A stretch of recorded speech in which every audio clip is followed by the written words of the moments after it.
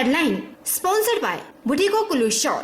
बुटीको कुल्लू शॉलों की दुनिया में अपनी अलग पहचान बनाने वाली एक सफल बुनकर सहकारी सभा and Abhilashi group of institution join us to beat the crowd। मुख्यमंत्री ने प्रदेश की नगर परिषदों के साथ की वीडियो कॉन्फ्रेंसिंग। कोरोना काल में नगर परिषदों द्वारा किए गए बेहतरीन कार्य को सराहा। बोले, सफाई कर्मचारियों ने कोरोना योद्धाओं के रूप में कार्य कर बनाई रखी स्वच्छता। सांसद रामस्वरूप शर्मा ने खंड विकास अधिकारियों के साथ की विभिन्न विकासात्मक कार्यों की समीक्षा। जोगिंदरनगर में MP लेड सांसद आदर्श ग्राम अन्य योजनाओं के बारे में भी ली फीडबैक। मंडीवासी रहे सावधान। बर्फ पिघलने के कारण लारजी डैम का निरंतर बढ़ रहा है जलस्तर। कभी भी खोले जा सकते हैं लारजी डैम के गेट। ADM श्रवण मांटा ने दरिया के किनारे न जाने की लोगों से की अपील। और मानसून से पहले की बारिश ने चंबा जिला को हिलाकर रखा।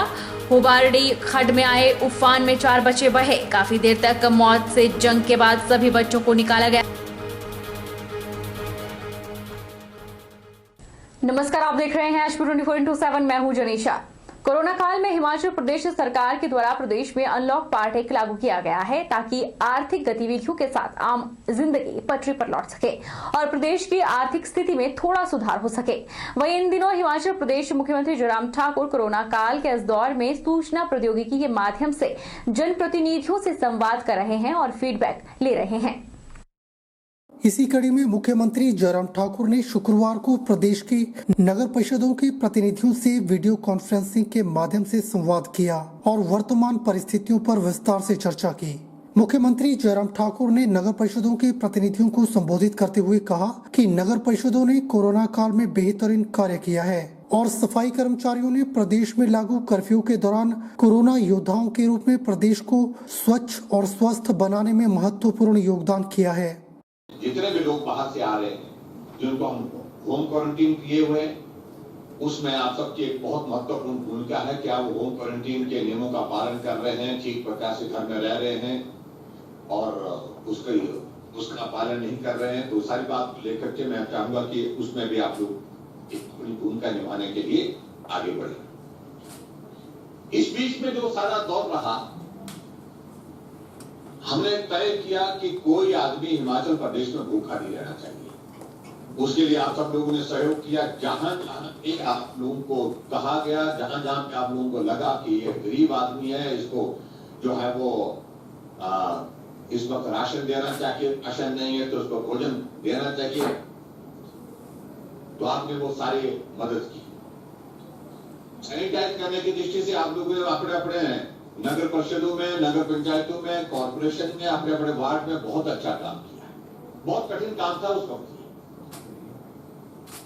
जब लॉकडाउन लगा था, लेकिन उसके बावजूद शहरों में फिर भी हमारे सफाई कर्मचारियों ने बहुत महत्वपूर्ण भूमिका निभाई। कहीं भी शहर में लॉकडाउन के दौरान भी कहीं कूड़ा कचरा देखने को नहीं मिला।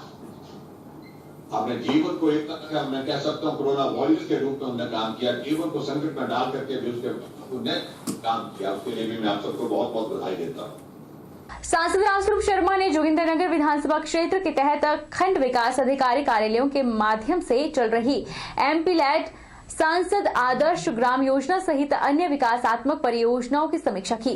उन्होंने संबंधित अधिकारियों को सभी विकास परियोजनाओं के तहत निर्धारित लक्ष्यों और विकास परियोजनाओं को समयबद्ध पूरा करने के निर्देश दिए। सांसद रामस्वरूप शर्मा ने बताया कि चौंतड़ा ब्लॉक में 1.42 करोड़ रुपए की लागत वाले कुल 146 विभिन्न विकास कार्यों को स्वीकृत किया गया है, जिनमें से 129 का कार्य पूर्ण कर लिया गया है, जबकि शेष 17 कार्य भी जल्द पूरे होने वाले हैं। इसी तरह द्रंग विकास खंड के अंतर्गत आने वाली पंचायतों में भी 22 कार्यों को पूर्ण कर लिया गया है, जबकि 5 अन्य कार्य भी जल्द शुरू होने जा रहे हैं।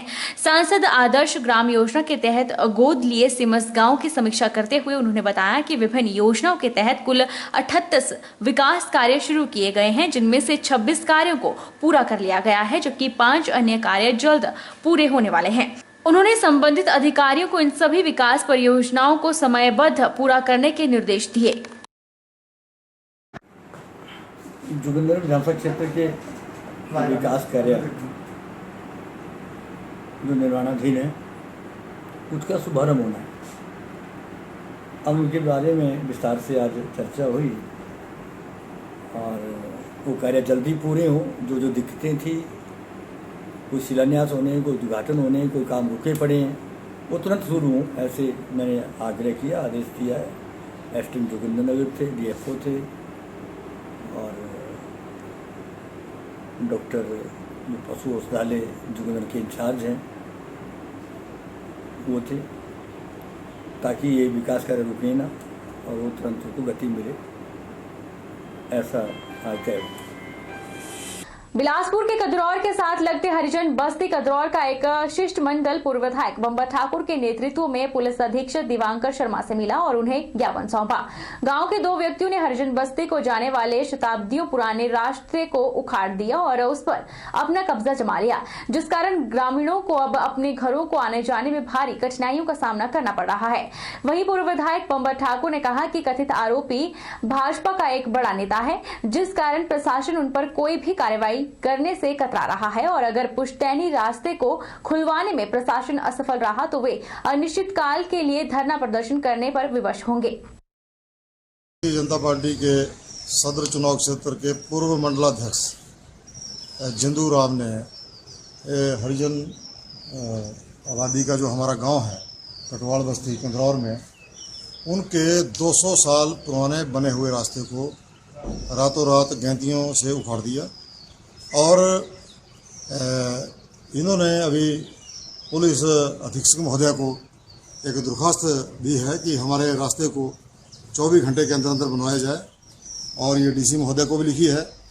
ये ज्ञापन इन्होंने मुझे भी दिया है कि हमारे रास्ते को पुनः 24 घंटे के अंदर बनवाया जाए और यदि ये रास्ते को नहीं बनाते हैं तो मैं जिला प्रशासन से ये कहना चाहूँगा कि 24 घंटे के अंदर यदि वो उखाड़े हुए रास्ते को नहीं बनाता है तो हम कंदरौर चौक पे भी जाम करेंगे, मेन रोड को भी बंद करेंगे और डीसी के दफ्तर के बाहर भी हम धरना देने पे मजबूर होंगे, क्योंकि इस देश के अंदर सब लोग बराबर है और आज भी यदि इस प्रजातंत्र के अंदर, इस देश के अंदर लोगों को जाति के नाम से पुकारा जाए तो इससे बड़ा दुर्भाग्य कोई नहीं है। इसलिए इसकी पूरी इंक्वायरी हो और जिसने ये रास्ता उखाड़ा उसको जेल की सलाखों में बंद करो, उसकी जेब से पैसा खर्च करा के उस रास्ते को बनाओ और जो आपत्तिजनक शब्द उसने कहे हैं उसकी इंक्वायरी करके इस व्यक्ति के खिलाफ कार्रवाई की जाए, जिसने पुलिस के सामने भी जो है इनको जाति सूचित शब्दों से पुकारा और गाली गलौज की और मारपीट करने की कोशिश करी है, तो उसके खिलाफ कार्रवाई हो।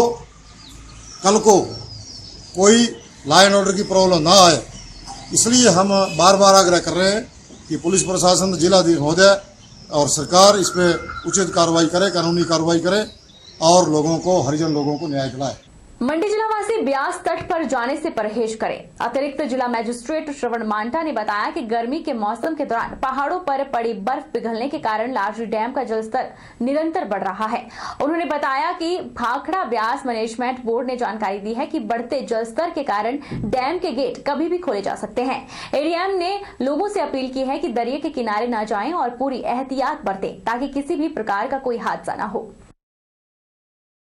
जैसा कि अत्यधिक गर्मी होने की वजह से जो हमारे हाई रीचेस है और जिन पहाड़ों पे जो बर्फ़ है वो पिघलने की वजह से हमारा ब्यास और जो उसकी ट्रिब्यूटरीज़ है उसका स्तर जो है काफ़ी बढ़ जाता है।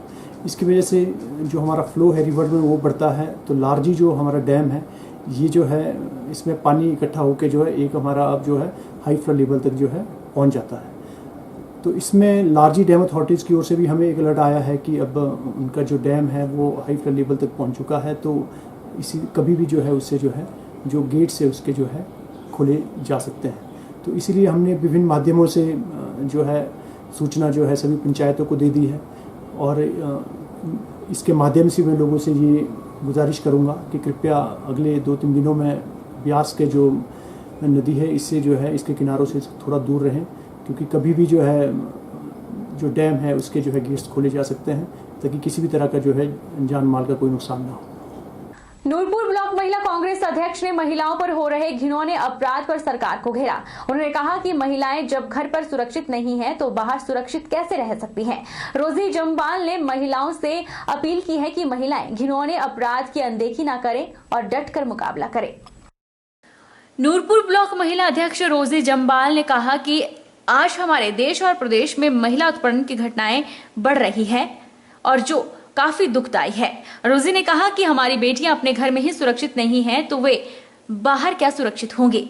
इस समय जो भी हादसे हो रहे हैं उससे प्रदेश सरकार कोई भी सख्ती से कार्रवाई नहीं कर रही है। उन्होंने कहा कि अगर ऐसे दरिंदों पर जल्द से जल्द कोई भी कार्रवाई नहीं की गई तो दिन प्रतिदिन इनके हौसले बुलंद होते जाएंगे। मैं सभी बेटियों से, लड़कियों से यही अपील करती हूँ कि आप अपने साथ होने वाले घिनौने कामों को अनदेखी मत कीजिए। आप अपने मुद्दे उठाइए, समस्याओं को समाज के सामने लाइए। हम आपके साथ हैं, जितना हो सकेगा हम आपके मुद्दे सुनेंगे, उनके ऊपर विचार करेंगे, जल्दी से जल्दी गवर्नमेंट को बोल के उनको सजा का दिलवाने का भी करेंगे। लेकिन आप अगर चुप रह गए तो आपके ऊपर तो हुआ आपके आस पड़ोस में 4 लड़कियां और ऐसे बंदिश में आ जाएंगी, उनका फ्यूचर भी खत्म होता जाएगा। और वैसे वो वाले जो दरिंदे जो एक लड़की के साथ करते हैं वो औरों लड़कियों के साथ भी ऐसा करते हैं। उसके ऊपर फिर क्या होता है कि लड़की के ऊपर प्रेशर डाल देते हैं कि नहीं घर की इज्जत है, ये है वो है। तो कब तक ऐसा चलेगा? जब तक आप खुद अपने सेफ्टी के लिए कुछ कदम नहीं उठाओगे तब तक कुछ नहीं होगा। मैं आपके बस यही बार बार आपको यही बोल रही हूँ कि अपने ऊपर होने वाले अत्याचारों के ऊपर खिलाफ आवाज उठाओ। वक्त चला है छोटे से ब्रेक का। ब्रेक इस बार फॉर लौटेंगे।